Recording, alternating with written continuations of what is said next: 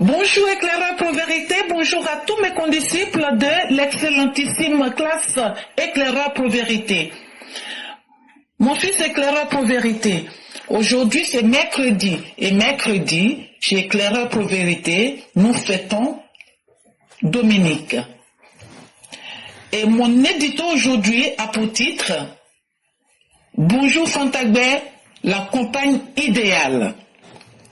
Cela fait aujourd'hui plus de 3 décennies que toi, Fantagbe, est aux côtés de Bois Prado.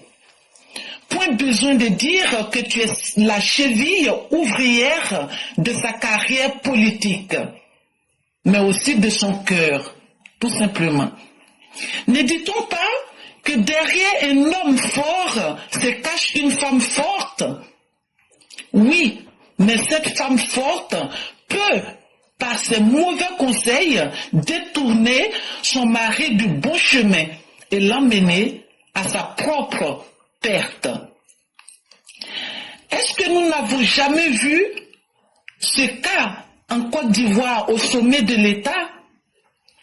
La première dame s'était montrée si castratrice que l'histoire s'est terminée dans un bunker.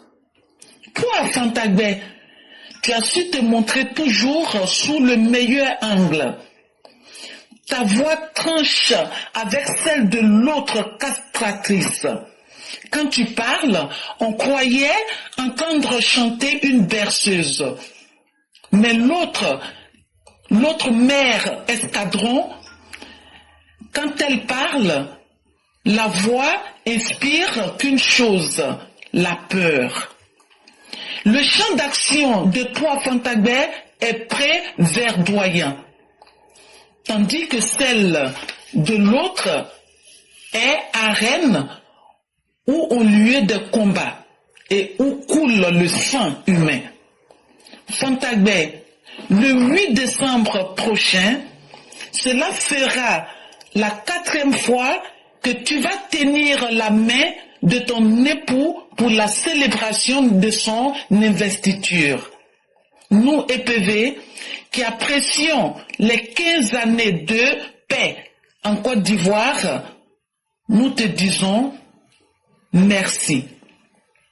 Merci pour ta douceur. Merci pour tes bons conseils auprès de notre Bois Prado. Merci pour les femmes de Côte d'Ivoire. Merci pour tout. Et nous espérons que ces 5 années à venir soient meilleures que les 15 bonnes années passées. À bientôt. Merci beaucoup, Maman Blanc. Merci pour ce message qui est d'une valeur inestimable. Merci pour cette grandeur d'esprit. Parce que être capable de célébrer ce qui est bon n'est pas permis à tous.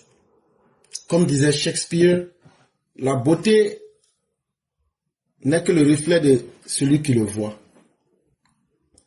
La beauté se trouve dans le cœur et non dans le regard. Et donc les appréciations peuvent être différentes. En vérité, pour toute personne qui sait apprécier ce qui est bien et beau, vous voyez cela à travers notre première dame actuelle. Parce qu'elle incarne d'abord le rôle d'une femme. Je ne parle même pas encore d'une mère. Et elle joue parfaitement son rôle. Et à vous écouter, je me souviens de la clôture de la campagne du président au plateau.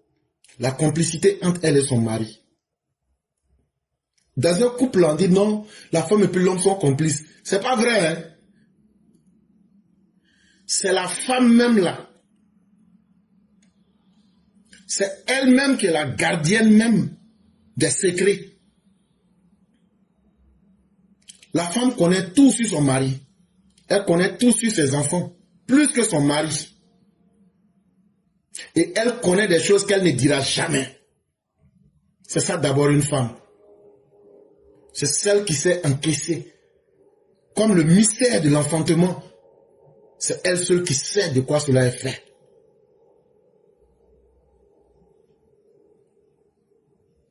C'est très profond ce que vous dites, chère mère. Mais est-ce que des esprits qui ne sont pas doués de sagesse peuvent comprendre. Chaque fois que la Côte d'Ivoire a eu des premières dames qui ont ne serait-ce que joué le minimum de la féminité, être d'abord une femme, incarner le rôle de mère, la Côte d'Ivoire s'en sort comme sur des roulettes. Mais par contre, quand on a vu des déviantes, des femmes sous Mangourou Kanté, des femmes pharisiennes à la tête de l'État, la Côte d'Ivoire est allée à son niveau le plus bas. Quand on a vu des femmes qui ont encouragé les enfants des autres à aller en prison, encouragé les enfants des autres à devenir des miliciens, et on dit qui s'assemble se ressemble.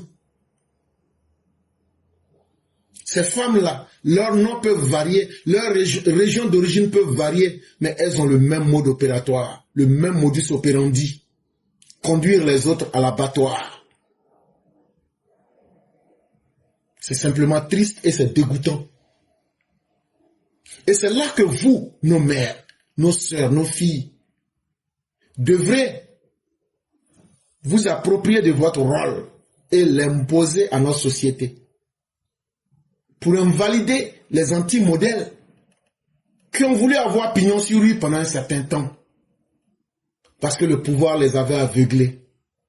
Parce que la soif du pouvoir, la soif d'être sous le projecteur, la soif de vouloir dominer les autres, les avait fait penser qu'ils avaient tout le droit, alors que tel n'était pas le cas.